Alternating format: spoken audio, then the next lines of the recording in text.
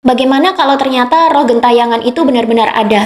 Roh gentayangan artinya adalah roh orang-orang yang sudah meninggal dunia, tapi mereka masih membayangi di dunia fisik ini dalam bentuk energi atau penampakan saja. Sebuah roh itu bisa menjadi gentayangan jika ia meninggal dalam kondisi yang belum siap mati, sehingga akhirnya arwahnya atau ruhnya menjadi arwah penasaran yang terjebak dalam realita fisik kita, tapi tidak bisa berkomunikasi dengan para penghuni dimensi fisik karena mereka tidak lagi punya jasad. Mereka pun akhirnya menjadi arwah penasaran dan kerap menampakkan diri pada saudara dan kerabatnya yang masih hidup dalam bentuk penampakan hantu.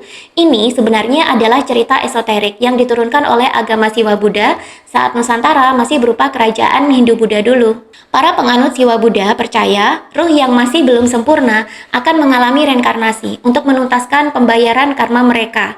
Tapi di beberapa ruh yang mati secara tidak wajar atau mati dalam kondisi belum ikhlas, mereka bisa bergentayangan dan menjadi arwah penasaran, lalu berusaha menampakkan diri pada kerabatnya dalam bentuk energi sebagai upaya untuk berkomunikasi. Dalam kepercayaan Siwa Buddha, ruh yang terjebak di alam fisik dan bergentayangan ini adalah sebuah bentuk siksaan yang sangat pedih.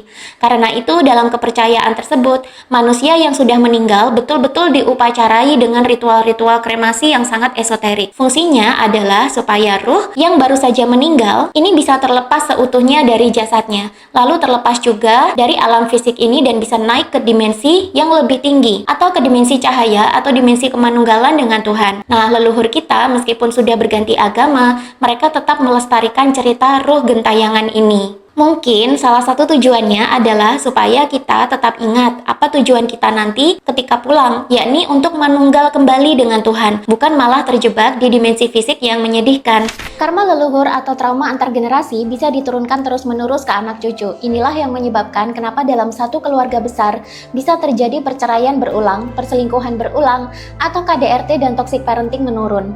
Tahun 2025 ini secara spiritual adalah tahun penuntasan karma.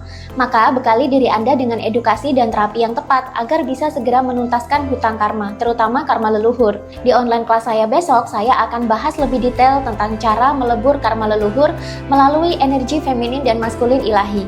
Cek deskripsi video untuk mendaftar dan amankan seat Anda sekarang.